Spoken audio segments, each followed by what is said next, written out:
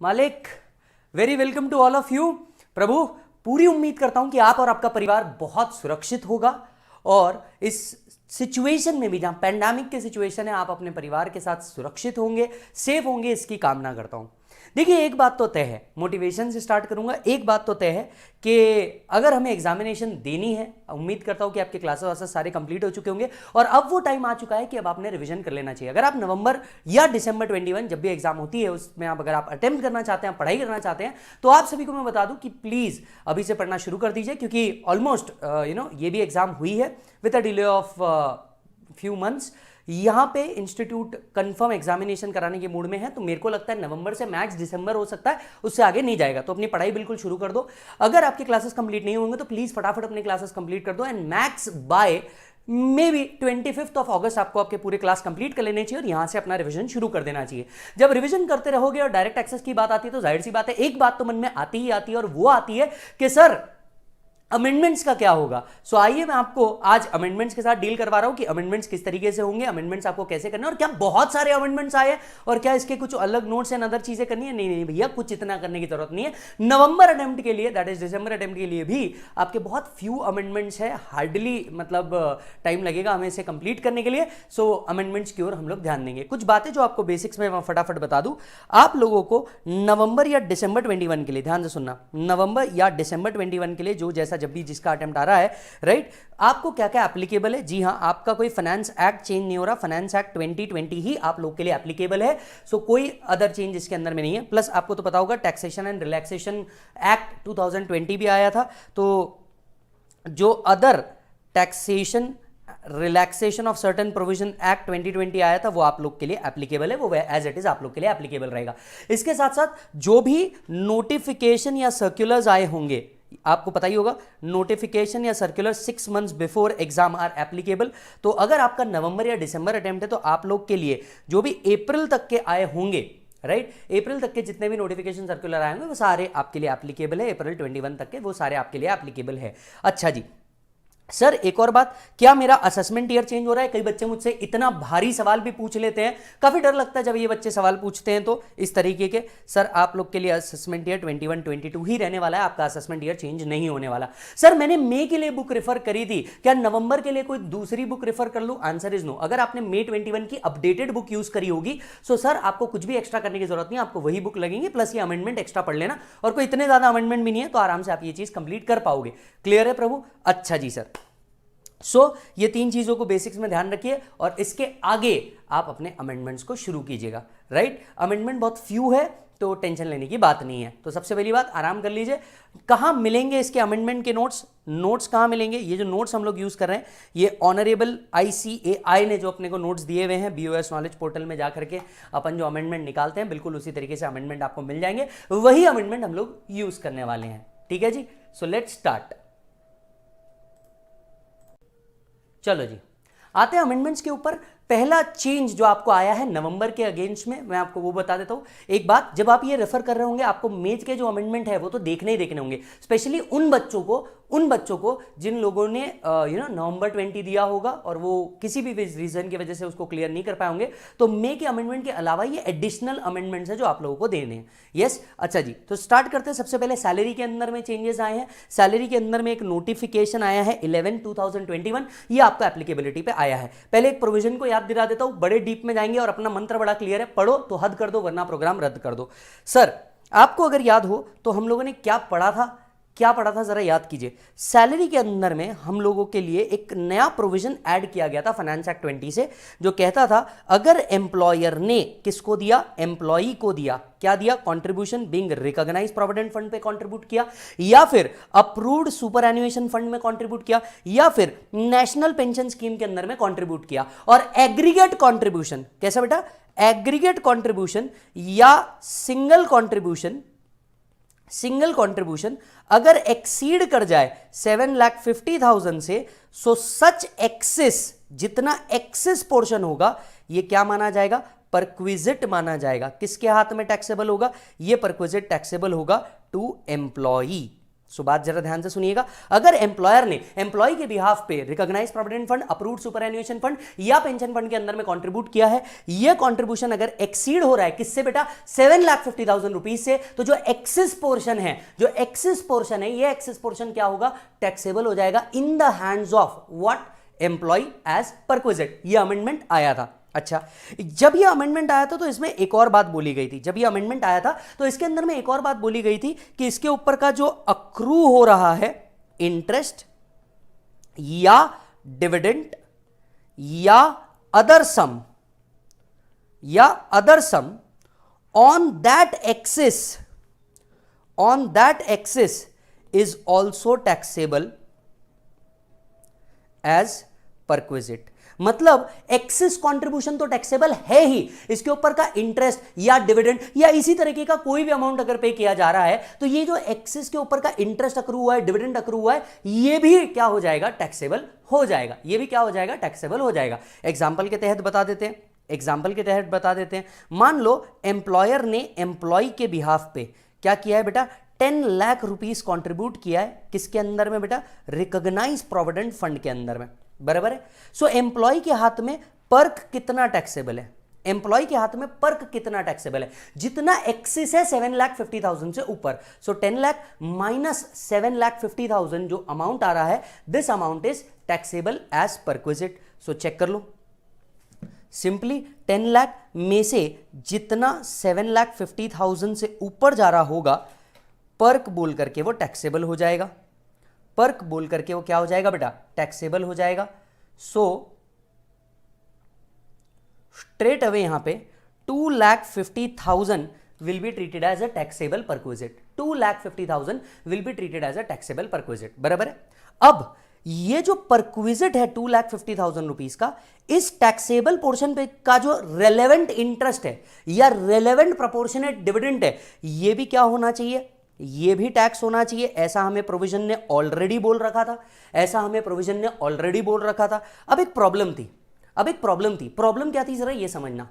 Access contribution तो taxable बहुत simple तरीके से निकल सकता है, 7,50,000 के ऊपर जितना अमाउंट जा रहा है ये टैक्सेबल, पर जो इंटरेस्ट है, ये इंटरेस्ट तो ओवरऑल कंट्रीब्यूशन पे मिलेगा। ओवरऑल कंट्रीब्यूशन मतलब इसमें एम्प्लॉयर कंट्रीब्यूशन भी होगा, एम्प्लॉई कंट्रीब्यूशन भी होगा। याद होगा तो आरपीएफ में एम्प्लॉयर भी कंट्रीब्यूट करता है, एम्प्लॉई भी कंट्रीब्यूट करता है। तो अब जो इंटरेस्ट मिलेगा वो तो ओवरऑल कंट्रीब्यूशन पे मिलेगा, बट हमें जो इंटरेस्ट टैक्स करना है या डिविडेंड टैक्स करना है वो तो ओनली प्रोपोर्शनेट, जितना एक्सेस कंट्रीब्यूशन है उतना ही टैक्सेबल करना है। यस और नो, सिर्फ एक्सेस पोर्शन से रिलेटेड जो इंटरेस्ट और डिविडेंड है हमें तो उतना ही टैक्स करना है। तो अब एक सवाल उठा, इसको निकालने का फॉर्मूला क्या होगा, ये जो प्रोपोर्शनेट अमाउंट टैक्सेबल होगी एज परक्विजिट, इसको निकालने का फॉर्मूला क्या होगा, ये फॉर्मूला दिया हुआ नहीं था और सीबीडीटी ने बाय नोटिफिकेशन नंबर 11 यही फॉर्मूला आपको दे दिया है। बस इतना ही पॉइंट है, सीबीडीटी ने बाय नोटिफिकेशन यही निकालने का फॉर्मूला दे दिया है और फॉर्मूला कोई इतना ज्यादा हार्ड नहीं है, बहुत ईजी है। चलिए आइए देखते हैं, वर्ड को समझने की कोशिश करते हैं।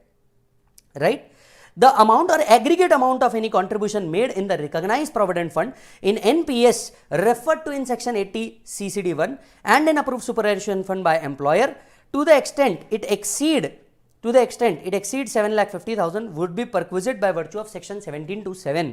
Consequently, 17(2)(7)(a) provides that annual accretion by way of interest, dividend or other similar nature to the balance of RPF, NPS, approved superannuation fund to the extent it relates to employer contribution, to the extent it relates to employer contribution which is included in total income of the previous year computed in prescribed manner would also be perquisite taxable under the head of salary.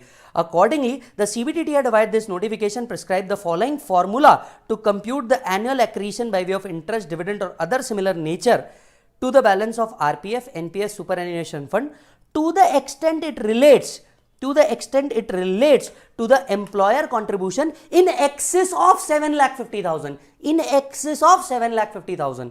तो जितना contribution आ रहा है इन excess of 7,50,000 उससे related जो interest है वो interest को हमें क्या करना है, प्रोपोर्शनेटली टैक्सेबल करना है। क्लियर है प्रभु? अच्छा, अब एक बहुत लंबा चौड़ा फॉर्मूला आपको दे दिया, TP is equals to PC divided by 2 into R plus पीसी1 प्लस टीपी1 इंटू आर। ऐसा एक फॉर्मूला ऐसा एक फॉर्मूला आपको दिया हुआ है। लेकिन आप लोगों के लिए जो बच्चा नवंबर दिसंबर 21 दे रहा है, इनके लिए खुशखबरी ये है कि इस फॉर्मूले का ये वाला पार्ट आप लोग के लिए रेलेवेंट ही नहीं बनेगा। ये वाला पार्ट आप लोग के लिए रेलेवेंट ही नहीं बनेगा। सर क्यों रेलेवेंट नहीं बनेगा? एक मिनट, ये मैं नहीं कहता, वो खुद यही जानते हैं। ये देखो, खुद पहली बात तो इंस्टीट्यूट ने दिया हुआ है, ये खुद इंस्टीट्यूट ने दिया हुआ है कि जो बच्चे असेसमेंट ईयर 21-22 के हैं उनके ऊपर ये पर्टिकुलर पार्ट एप्लीकेबल नहीं होगा। क्यों नहीं होगा? बिकॉज प्रोविजन अगर आप पढ़ोगे, ये जो टैक्सेबिलिटी की प्रोविजन है वो प्रीवियस ईयर के जो कॉन्ट्रीब्यूशन, एक्सेस कॉन्ट्रीब्यूशन है, उसको भी कवर करने की बात करता है। लेकिन ये प्रोविजन ही 1/4/2020 से आई है, तो इसके पहले के जो कंट्रीब्यूशन है ये लॉ ही एग्जिस्ट नहीं करता था, तो वो आपको लेने की जरूरत ही नहीं है। सो जो बच्चा नवंबर दिसंबर 21 दे रहा है उसको ये part of the formula consider करने की जरूरत ही नहीं है। ये खुद इंस्टीट्यूट ने भी लिख के दिया हुआ है। एट द सेम टाइम कहां से कंसीडर करोगे? जब वो लॉ ही एग्जिस्ट नहीं करता था तो ये कंसीडर करने की जरूरत ही नहीं है। तो पहले ये पढ़ लो। It may be noted that second part of the formula PC1 TP1 into R will not be relevant for previous year 2021 since the first previous year for which this perquisite valuation is applicable. Therefore, this part of the formula may be ignored while computing perquisite for the assessment year 21-22. तो second part वाला आपको formula देखना ही नहीं है, चीजें आधी और आसान हो गई, बाकी की आसान मैं हूं ना। अब फॉर्मूला कितना बचता है वो इंटरेस्ट को निकालने का? PC डिवाइडेड बाय 2 मतलब एवरेज इंटू R, बस इतना फॉर्मूला आपको याद रखना है। इतना इंटरेस्ट सैलरी में ऐड करना है जब सैलरी निकालते रहोगे किसकी? एम्प्लॉय की, राइट। सो एक्सेस कंट्रीब्यूशन तो ऐड करना ही करना है, जो एक्सेस कंट्रीब्यूशन का इंटरेस्ट या डिविडेंड कंपोनेंट है ये भी ऐड करना है। सो मे बी इसके ऊपर आपको एक फॉर्मूला दिया जा सकता है, क्वेश्चन दिया जा सकता है, एक एमसीक्यू दिया जा सकता है। क्लियर है? सो चलो आओ देखते हैं फॉर्मूला क्या है। अब अपने को सिर्फ इतने ही फॉर्मूला पे वर्क करना है एज ऑफ नाउ। टीपी मतलब क्या? Taxable perquisite. जो भी आपका टैक्सेबल परक्विजिट है वो कितना रहेगा? Taxable perquisite for the current previous year. ये कैसे निकाला जाएगा? इंटरेस्ट का जो पोर्शन है, टैक्सेबल पोर्शन, वो कैसे निकाला जाएगा? उनने कहा पीसी डिवाइडेड बाय 2, ये है पीसी। अब पीसी क्या है? पीसी इज सिंपली जो एक्सेस कंट्रीब्यूशन है उसको हम कहते हैं पीसी। बहुत सिंपल शब्दों में, द अमाउंट और aggregate amount of contribution in excess of 7,50,000 to specified fund और the scheme for the previous year. यानी इसको सीधे शब्दों में लिखना है तो वो क्या हो गया? जो भी आपका एक्सेस कंट्रीब्यूशन है उसको हम क्या कहेंगे? पीसी कहेंगे। आपको एक बात ध्यान रखनी है, एक्सेस कंट्रीब्यूशन को ये एवरेज करने बोल रहे हैं, एक्सेस कंट्रीब्यूशन डिवाइडेड बाय 2 करने बोल रहे हैं। तो जो भी एक्सेस कंट्रीब्यूशन है उसको डिवाइडेड बाय 2 करना होगा हमें। यस, सो अगर हमारे एग्जांपल में देखा जाए 2,50,000 एक्सेस कंट्रीब्यूशन था, ये 2,50,000 डिवाइडेड बाय 2, ये हमें सबसे पहले करना है। So excess contribution divided by 2, right. Next part पे आते हैं, PC divided by 2 into R. अब आते हैं आर क्या है? R is equals to F AVG, जिसको आप शॉर्ट फॉर्म में एफ एवरेज भी बोल सकते हो। R is equals to I divided by F average. अब ये आई क्या है? आई तो मतलब हमेशा आपने एफएम भी पढ़ा हुआ है। एफएम के अंदर में हम क्या देखते हैं? I is always interest, it represents interest. So amount और aggregate amount of income accrued during the previous year in the specified fund, right. Amount और aggregate amount accrued during the current previous year in the fund or the scheme, amount और aggregate amount of income accrued। तो जितना amount या aggregate amount है वो हम क्या करेंगे? कंसिडर करेंगे। मतलब आप सीधे शब्दों में इसको समझ सकते हैं, इंटरेस्ट इनकम। अच्छा, अब दूसरा एफ एवरेज को पढ़ने से पहले, वो बहुत भारी लगेगा लेकिन मैं उसको जरा सा आसान बना दूं, राइट। मैं उसको जरा सा आसान बना दूं। जितना भी फंड का बैलेंस है, opening balance of the fund, closing balance of the fund divided by 2 is F average. So opening balance of the fund plus closing balance of the fund divided by 2 becomes F average. तो जो भी मेरा let's say recognise provident fund है तो उसका opening balance, recognise provident fund का closing balance. अब closing balance कैसे मिलेगा? Opening balance plus current year में जो कंट्रीब्यूशन और इंटरेस्ट आया होगा वो, तो आपका क्लोजिंग बैलेंस मिल जाएगा। Opening plus closing divided by 2, F average निकल जाएगा। So what is interest taxable या डिविडेंड टैक्सेबल एज परक्विजिट? बहुत सिंपल है, PC divided by 2 into R. PC मतलब क्या? पीसी मतलब जो एक्सेस कंट्रीब्यूशन है उसको डिवाइड बाय 2 कर दो, इंटू आप क्या करोगे? आर करोगे। आर कैसे निकलता है? आय डिवाइडेड बाय एफ एवरेज। आय का मतलब क्या, जो इंटरेस्ट अक्रू हुआ है उसको हम आय बोलते हैं। ये हमेशा प्रॉब्लम में दिया रहेगा, put the value get the answer, इतना simple. Divided by F average. F average क्या रहेगा, opening balance of the fund plus closing balance of the fund divided by 2, खत्म। सो अमाउंट और aggregate amount of balances to the credit of specified fund as on the first day of previous year plus aggregate balance of the fund as on the last day of previous year divided by 2। कई बच्चे self पढ़ते वक्त ये divided by 2 वाला word भूल जाएंगे, ऐसी गलती मत कर देना, ऐसी गलती मत कर देना। क्लियर है प्रभु? अच्छा जी सर। साथ ही साथ में फॉर्मूला दिया है तो आगे के लिए भी पढ़ लेते हैं, हालांकि आपको ये पढ़ने की जरूरत नहीं है पर आगे के लिए भी पढ़ लेते हैं। PC1 plus TP1 into R. अब ये PC1 क्या है, यहां पे जाके देखोगे तो उन्होंने PC1 भी दिया है, लेकिन ये उन बच्चों के लिए रेलेवेंट होगा जो मई 22 या नवंबर 22 दे रहे हैं। सो एज ऑफ नाउ अगर आप इसको कंफ्यूज नहीं करो तो भी चलेगा, स्टिल आप इसको देख सकते हो।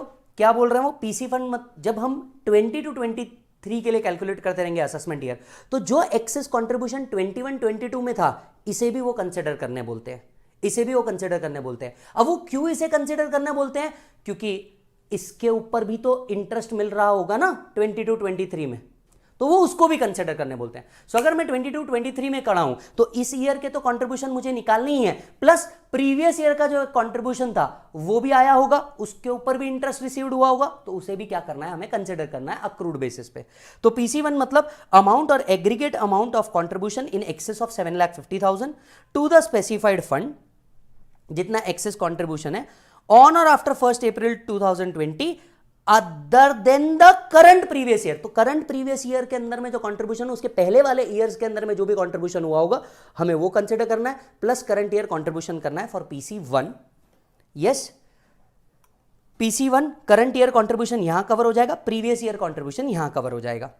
सो ये हो गया previous year contribution plus TP1। TP1 क्या हो गया, aggregate taxable perquisite. Taxable perquisite जो हमने एग्रीगेट टैक्सेबल परक्विजिट किया है फॉर अ प्रीवियस ईयर और previous year commencing after 1/4/2020 other than the current previous year into R. R निकालने का फॉर्मूला तो बिल्कुल एज इट इज ही है।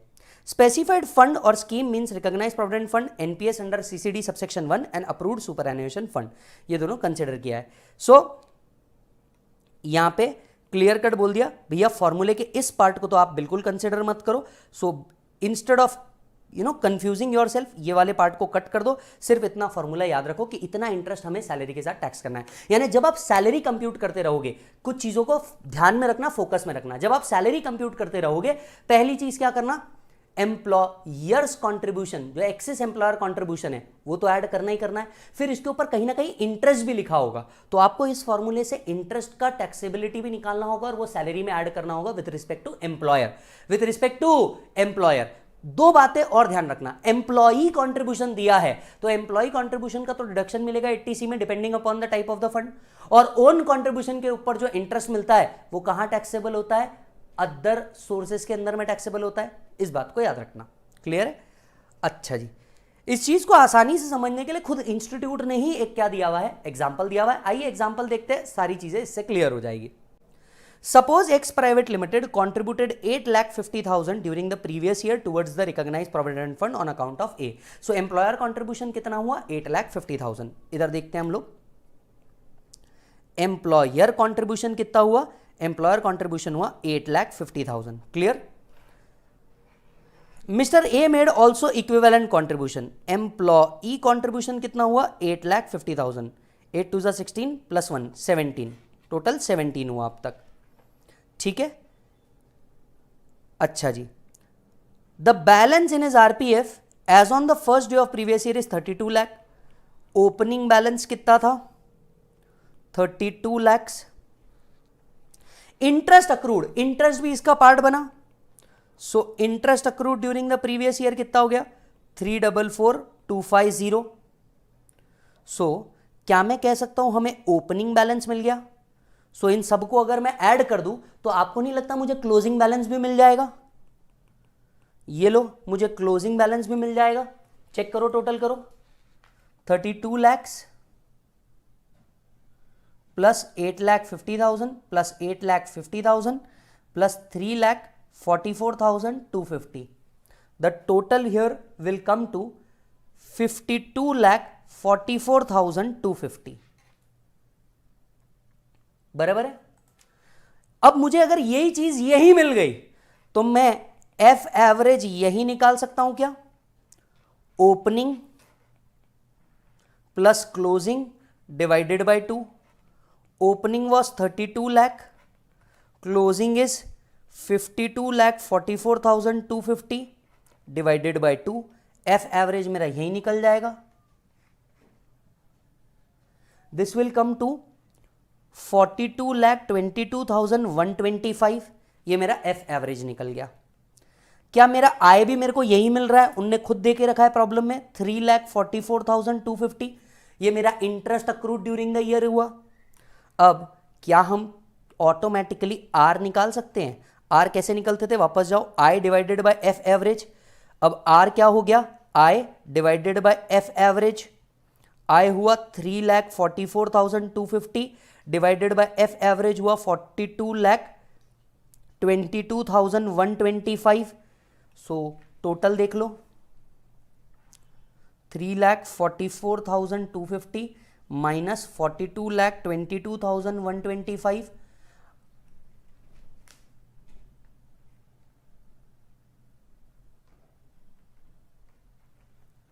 प्रभु दिस कम टू 0.08153,477 इस तरीके का कुछ आता है. तो ठीक है, हमें आर तो मिल गया. अब हमें क्या चाहिए? पीसी डिवाइडेड बाय 2 चाहिए. तो जरा पीसी को समझ लेते हैं. पीसी क्या था? इधर आओ. पीसी का क्या मतलब था? जितना एक्सेस कंट्रीब्यूशन हुआ है. अब एक्सेस कंट्रीब्यूशन कितना था? प्रॉब्लम में हम लोग देखें तो 8,50,000 था. कितना ऊपर है 7,50,000 से? 1 लाख. सो पीसी आ गया हमारा 1 लाख डिवाइडेड बाय 2, मतलब पीसी आ गया हमारा 50,000. अब परक्विजिट कैसे निकाला जाएगा? परक्विजिट का मतलब इन्होंने नाम क्या देने बोला है परक्विजिट को? टीपी. ठीक है, सो हमारा टीपी टैक्सेबल परक्विजिट कितना आ गया? PC into R, PC divided by 2 into R. So ये आ गया 50,000 इंटू 0.08153. सो टैक्सेबल परक्विजिट हो गया 4076.7. राउंड ऑफ कर दो, राउंड ऑफ कर दो तो 4077 मेरा टैक्सेबल परक्विजिट हो गया. ये टैक्सेबल परक्विजिट जब हम सैलरी कंप्यूट करते रहेंगे एम्प्लॉय के सैलरी में ऐड करना है, एम्प्लॉय के सैलरी में ऐड करना है. तो चलो देख लेते हैं ऐसा ही कुछ उनने भी निकाला है क्या. सबसे पहले हमारा आंसर मैच हो गया, दैट इज टैक्सेबल परक्विजिट 4077 आ गया हमारा राउंड ऑफ करके. ठीक है, अब यहां पे उन्होंने पीसी क्या लिया? एक्सेस कंट्रीब्यूशन 1 लाख आया, दैट इज 8,50,000 माइनस 7,50,000. पीसी निकल गया. R is equals to I divided by F average. I क्या है? 3,44,250. बराबर. एफ एवरेज क्या है? Opening plus closing divided by 2. हमारे पास ओपनिंग यहां था, क्लोजिंग यहां था. So opening plus closing divided by 2, ये आ गया 42,22,125. सो बस काम खत्म. यहां पे हमारा आर निकल जाता और I that is PC into R divided by 2 हमारा क्या निकल जाएगा बेटा? टैक्सेबल इंटरेस्ट, डिविडेंड और अदर्स हम निकल जाएगा. क्लियर है? तो बहुत इजी है, बहुत ज्यादा इजी है. तीनों डिटेल्स प्रॉब्लम के अंदर में हमेशा दी होगी. Just put the value get the answer. इतना सिंपल होगा. तीनों चीजें हमेशा प्रॉब्लम के अंदर में दी होगी. Just put the value get the answer, that's it. इसके अलावा कुछ भी नहीं करना. बराबर है. और सेकंड पार्ट ऑफ द फॉर्मूले को तो बिल्कुल मत याद रखना. सेकंड पार्ट वाले फॉर्मूले को तो बिल्कुल मत याद रखना, वो आपके काम का है नहीं. इस साल नवंबर दिसंबर अटेम्प्ट जो दे रहे हैं उनके वो बिल्कुल काम का नहीं है. ठीक है प्रभु, इज दैट डन? चेक कर लो.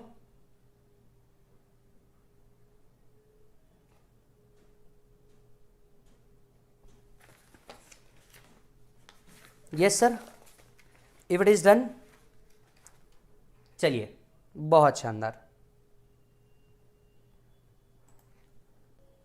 चलो जी प्रभु, अब आते हैं नेक्स्ट पार्ट के ऊपर, नेक्स्ट अमेंडमेंट के ऊपर. पीजीपीपी से रिलेटेड ये अमेंडमेंट है। हालांकि ये अमेंडमेंट मेरे को नहीं लगता फाइनल लेवल पे इतना ज्यादा रेलेवेंट बनेगा, बट स्टिल आप एक बात को, इसको केस स्टडी बना करके पूछा जा सकता है, केस स्टडी के ऊपर नहीं बनाया जा सकता। हम सभी लोग जानते हैं 44AB।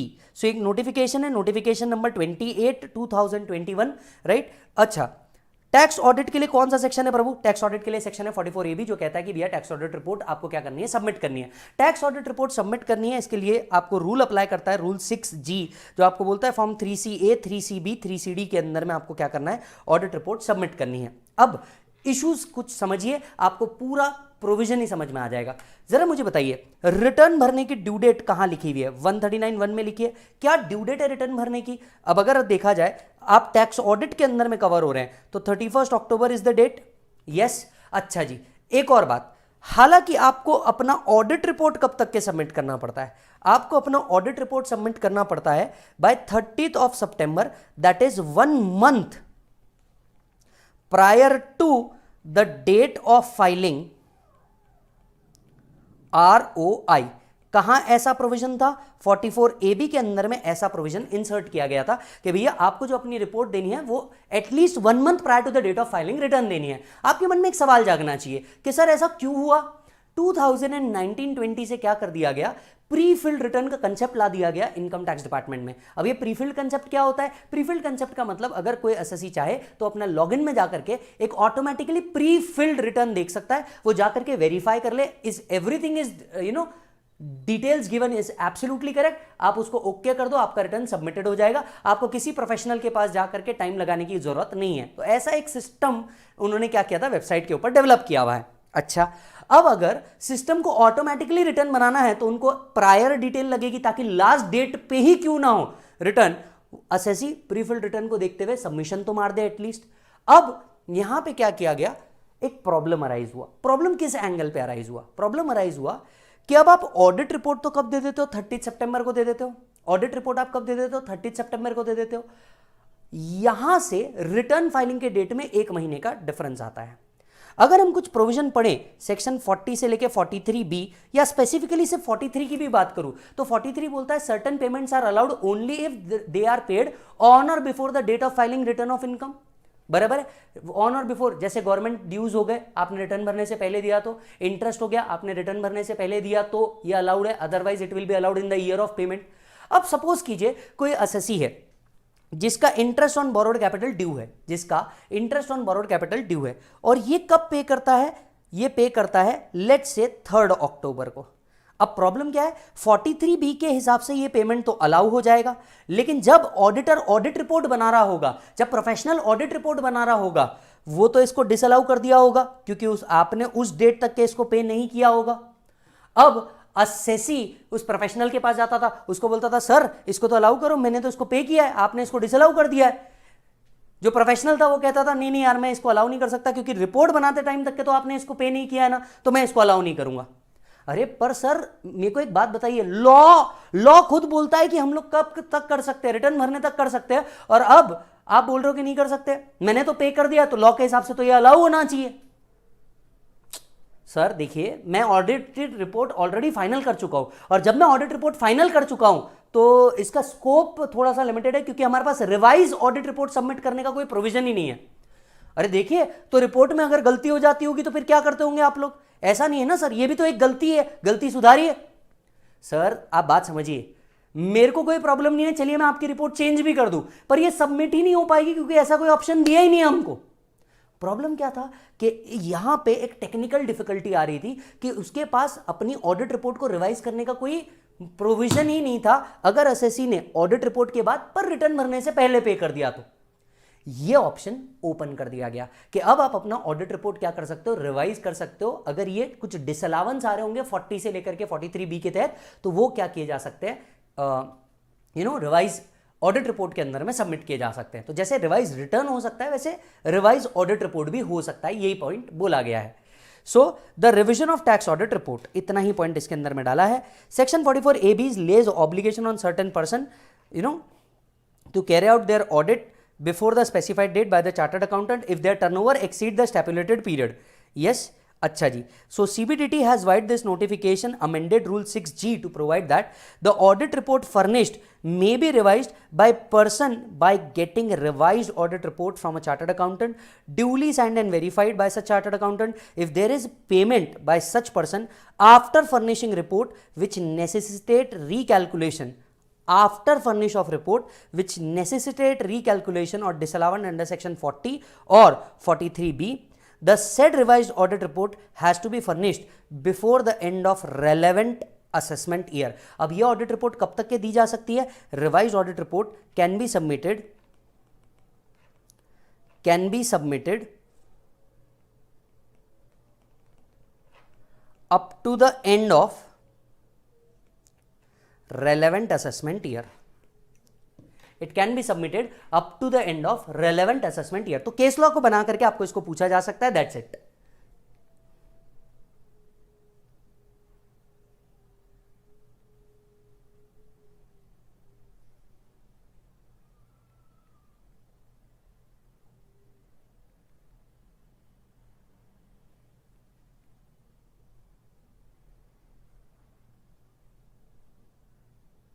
डन. चलो, सो ये था दूसरा पार्ट. तीसरा पार्ट आया है, ये रूल 114E के अंदर में आया है. क्या पार्ट आया है, पहले मैं आपको इसका बैकग्राउंड बता देता हूं तो आपको बहुत अच्छे से समझ में आ जाएगा.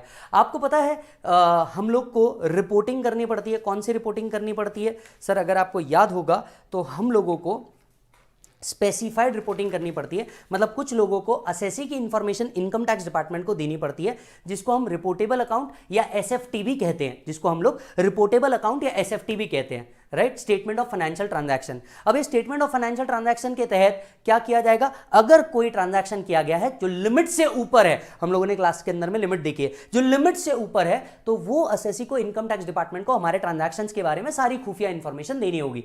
यस. अच्छा, अब क्या हुआ जरा ये समझिएगा. वही प्रीफिल्ड रिटर्न, प्रीफिल्ड रिटर्न जो था, इसके अंदर में अब कैपिटल गेन, डिविडेंड और इंटरेस्ट इनकम की भी डिटेल ऑटोमेटिकली सिस्टम कंप्यूट करके देगा. मतलब पहले ये नहीं था, क्योंकि ये इनकम ऐसी इनकम है जो सर्टन नहीं है, अनसर्टन है. कैपिटल गेन को आप पता नहीं कर सकते कि कितना आएगा. इंटरेस्ट और डिविडेंड की अनसर्टेनिटी है. अब ऐसी इनकम पहले प्रीफिल्ड में आती नहीं थी, लेकिन पिछले साल 2020 के अंदर में क्या किया? प्री फिल्ड रिटर्न के साथ साथ कैपिटल गेन, इंटरेस्ट और डिविडेंड इनकम को भी प्री फिलिंग के अंदर में डाल दिया. उन्होंने कहा कि सिस्टम ऑटोमेटिकली कंप्यूट करेगा. अब उसके लिए उसको चाहिए होगी इंफॉर्मेशन, और इंफॉर्मेशन देगा कौन? तो यहां पे कुछ लोग और ऐड किए, बताए गए कि भैया ये लोग भी क्या प्रोवाइड करेंगे? इंफॉर्मेशन प्रोवाइड करेंगे. ये लोग भी इंफॉर्मेशन प्रोवाइड करेंगे. सो सीधे शब्दों में आपको बताऊं तो यहां पे क्या बोला जा रहा है? यहां पे बोला जा रहा है इन लोगों को भी एडिशनल इंफॉर्मेशन किसको पहुंचानी होगी? इनकम टैक्स डिपार्टमेंट को पहुंचानी होगी. प्रिंसिपल डायरेक्टर जनरल सिस्टम्स को पहुंचानी होगी under the same route. Check कीजिएगा. Section 285BA imposes an obligation on the specified person to furnish the statement of financial transaction or reportable account. This section also provides for furnishing a statement by prescribed reporting financial institution in respect of specified financial transaction to the prescribed income tax authority. Yes, so CBDT has wide notification expanded the rule 114E for the purpose of pre-filing of return of income. Accordingly, sub-rule 5A has been inserted to provide that information relating to capital gain on transfer of listed security, units of mutual fund, dividend income, interest income shall be furnished by a person mentioned in column number 3 in such form, at such frequency, in such manner as may be provided by principal director general systems और director general income tax as the case में भी with the approval of CBDT. तो अब क्या करना है? इन लोगों को ये इंफॉर्मेशन किसको देनी है? इनकम टैक्स डिपार्टमेंट को देनी है. बस काम खत्म. किस किस को रिस्पॉन्सिबिलिटी डाल दी? किसी भी रिकॉग्नाइज्ड स्टॉक एक्सचेंज को इंफॉर्मेशन देनी है, कोई डिपॉजिटरी इंफॉर्मेशन देगा, रिकॉग्नाइज्ड क्लियरिंग कॉर्पोरेशन इंफॉर्मेशन देगा, registrar to share transfer agent ये इंफॉर्मेशन देगा. किस बात की information? Capital gain on transfer of listed security and mutual fund. जो लिस्टेड सिक्योरिटी या म्यूचुअल फंड क्या होंगे? ट्रांसफर होंगे, तो उस पर कितना कैपिटल गेन आया है, इसकी इंफॉर्मेशन इन लोगों को किसको देनी है? इनकम टैक्स डिपार्टमेंट को देनी है in prescribe form and prescribe manner. Second, अगर कोई कंपनी है जो डिविडेंड दे रही है, तो कंपनी क्या करेगी? इंफॉर्मेशन देगी इनकम टैक्स डिपार्टमेंट को कि हमने इतना इतना डिविडेंड पे किया है.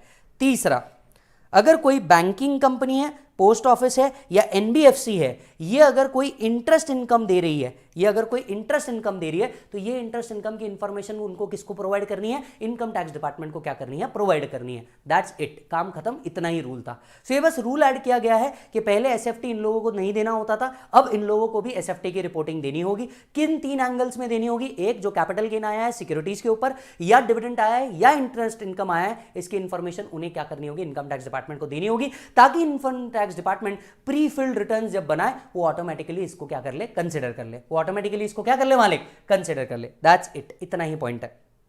सो पॉइंट बड़ा क्लियर है कि अगर एसएफटी देना है, ये लोग भी एसएफटी देंगे ताकि इनकम टैक्स डिपार्टमेंट के पास इंफॉर्मेशन पहुंच जाए। यहां पे चीजों के सर्टन मीनिंग लिखे हैं, लेकिन इनके मीनिंग आप नहीं लर्न करोगे तो भी चलेगा। इनके मीनिंग है, यहां इनके मीनिंग नहीं भी याद करोगे तो भी चलेगा, कोई टेंशन नहीं है। डायरेक्ट एक्सेस के amendment for the purpose of November December over.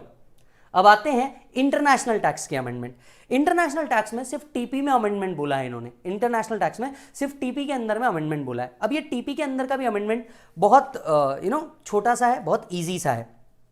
अच्छा, आपको याद होगा जब हम लोग ट्रांसफर प्राइसिंग पढ़ते हैं तो सेक्शन 286 के तहत कंट्री बाय कंट्री रिपोर्टिंग पढ़ते हैं। क्या पढ़ते हैं बोलो जल्दी से? कंट्री बाय कंट्री रिपोर्टिंग पढ़ते हैं। कंट्री बाय कंट्री रिपोर्टिंग के अंदर में क्या किया जाता है? पूरे ग्रुप का इंफॉर्मेशन दिया जाता है, पार्ट ए पार्ट बी वो सब भरा जाता है। याद आ रहा है? पार्ट ए पार्ट बी आपको पूरा का पूरा सबमिट करना होता है। और अगर आपको नहीं पता है तो मैंने बूस्टर डाला हुआ है, बूस्टर के अंदर में जबरदस्त रिविजन करवाया हुआ है, वो प्लीज जाकर के देख लेना, ठीक है? अच्छा, नाउ द पॉइंट इज, आप जैसे ही क्या करते हो, कंट्री बाय कंट्री रिपोर्टिंग करते हो, क्या हर एक को कंट्री बाय कंट्री रिपोर्टिंग करने की जरूरत है? Answer is no, right? अगर ओवरऑल ग्रुप रेवेन्यू एक लिमिट से ऊपर जाता है तो ही आपको कंट्री बाय कंट्री रिपोर्टिंग करने की जरूरत है। अब ये ओवरऑल लिमिट कितनी थी? 5500 करोड़। ओवरऑल लिमिट कितनी थी? 5500 करोड़।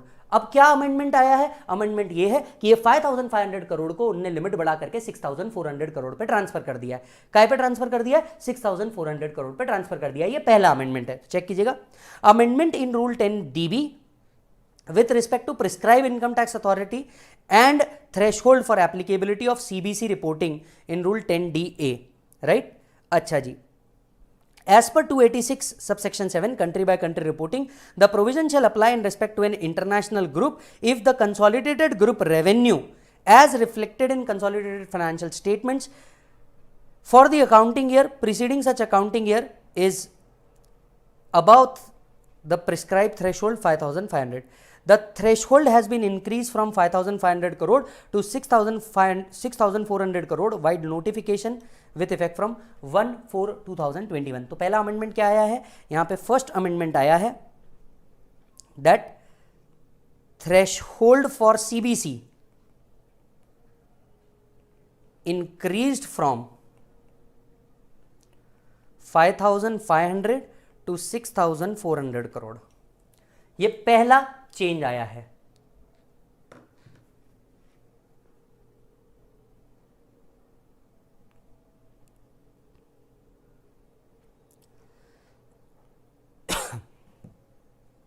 डन। अब आते हैं दूसरे पार्ट पे। डन। अब आते हैं दूसरे अमेंडमेंट के ऊपर। इसी के अंदर में एक और अमेंडमेंट हुआ है, बट वो डिपार्टमेंट की तरफ से अमेंडमेंट हुआ है। पहले ये जो रिपोर्ट जाती थी, ये जाती थी director general of income tax risk assessment को, राइट? अब उन्होंने चेंज करके बोल दिया है कि भैया ज्वाइंट डायरेक्टर के पास क्या आएगी? ये रिपोर्ट जाएगी। सो चेक कीजिएगा। Also rule 10DB now provides that income tax authority for the purpose of 286 will be joint director as may be designated by principal director general of income tax system or director general of income tax system as the case may be. So अब ये reporting किसके पास जाएगी? Joint director के पास जाएगी। ये reporting किसके पास जाएगी बेटा? जॉइंट डायरेक्टर के पास जाएगी। चलेगा? चलिए, साथ साथ में ये रिपोर्ट कौन से फॉर्म में जाएगी इन्होंने वो भी स्पेसिफाई किया हुआ है। फॉर्म 3CEAA इसके अंदर में जाएगी। तो ये एक फॉर्म उन्होंने क्या किया हुआ है? स्पेसिफाई किया है, और उससे रिलेटेड अमेंडमेंट लेकर के आए हैं। उससे रिलेटेड क्या लेके आए? अमेंडमेंट लेकर के आए हैं। एक और चीज यहां पे एडअप की गई है, the last date of furnishing the Aadhaar with PAN, Aadhaar और पैन को इंटीमेट करने का, इसको सिंक करने का जो लास्ट डेट था, ये लास्ट डेट कई सालों से ये लोग चेंज करते आ रहे हैं, कई बार चेंज कर चुके हैं। इन्होंने यहाँ पे दिया है 30 जून 2021, लेकिन इसको भी इंक्रीज करके उन्होंने सितंबर 21 पे शिफ्ट कर दिया। तो इसको याद रखो नहीं रखो सब एक बराबर है, इसको याद रखो नहीं रखो सब एक बराबर है। यस मालिक, यहां पे आपके अमेंडमेंट्स पूरे के पूरे खत्म होते हैं फॉर द पर्पज ऑफ नवंबर और दिसंबर 21, direct as well as international tax, right. सभी बच्चों को कहना चाहूंगा कि प्लीज अपनी पढ़ाई को थोड़ा सा फोकस करो। आप लोगों ने अगर प्रैक्टिस नहीं की होगी डायरेक्ट टैक्सेस की, तो मोर एंड मोर प्रैक्टिस करो, थोड़ा सा सॉल्व ज्यादा करो, क्योंकि कई बच्चे जिन्होंने एग्जाम दे दिया होगा और इनको कॉन्फिडेंस नहीं है, मैं आपसे कहूंगा प्रभु प्लीज प्रैक्टिस ज्यादा करें, क्योंकि टिक टिक करने से या आंसर रीड करने से आपका कुछ नहीं होगा, आपको एक्चुअली सॉल्व करना पड़ेगा। और मैं आप सभी को कहना चाहता हूं कि प्लीज अपनी हिम्मत मत हारो। यू नो तुम जिस लेवल पे बैठे हो, कई बच्चों का सपना होता है इस लेवल पे पहुंचने का, फाइनल लेवल पे पहुंचने का कई लोगों का सपना होता है। तुम उस सपने को ऑलरेडी जी रहे हो और बस एक एग्जाम दूर हो यार इस सपने को खत्म करने के लिए, इस सपने को अचीव करने के लिए। तो अपना बिल्कुल धैर्य मत छोड़ना, बहुत हार्ड टाइम है। तुम आगे आने वाले हिस्ट्रीज में सबको बताओगे कि पेंडेमिक था, सारी सिचुएशन थी, इन सब से लड़के भी मैंने ये डिग्री ली है। और ये डिग्री लेने के बाद जो प्राउड तुम फील करोगे ना, वो प्राउड शायद ही किसी और व्यक्ति को हो पाएगा, क्योंकि तुमने इतने स्ट्रिक्ट प्रोविजंस के बावजूद भी सारी ऑफलाइन एग्जाम्स को आपने अचीव किया और आप अपने टारगेट्स को अचीव करोगे। बस एक उस दिन को याद रख लेना जब तुम्हारे मम्मी पापा बहुत प्राउड से ये कह पाएंगे मेरा बच्चा या बच्ची सीए, सीएस या सीएमए जो भी कोर्स कर रहे हो उसके अंदर में है। एक घर की नेम प्लेट को इमेजिन कर लेना, जो चेंज होगी, तुम्हारे नाम की नेम प्लेट लगेगी विद दैट डेजिग्नेशन, उसको याद रख लेना। और हाँ, एक बात बिल्कुल मत भूलना, लाइफ में अगर सही में कोई सबसे बड़ा मोटिवेशन है तो वो है तुम्हारे माँ बाप, क्योंकि उन्होंने ही तुमको यहां तक पहुंचाया है, उनके वजह से तुम हो और उनके लिए ही तुम्हें मेहनत करनी है। तो बस उनको देख करके थोड़ा सा और मेहनत कर ले मेरे भाई। शायद तुझे बचपन से, आई नो तुझे बचपन से ये चीज बोली गई होगी कि यार 10th कर ले लाइफ आसान है, 12th कर ले लाइफ आसान है, सीपीटी कर ले लाइफ आसान है, बट इस बार जेन्युइनली फाइनल कर ले लाइफ आसान हो जाएगी। डन। सो मिलते हैं जुडिशियल अपडेट्स के साथ। मैं तुरंत एक और वीडियो बना रहा हूं जुडिशियल अपडेट्स के जो नवंबर 21 के है, तो वो भी आप इसके साथ जरूर देखिएगा। Thank you so much.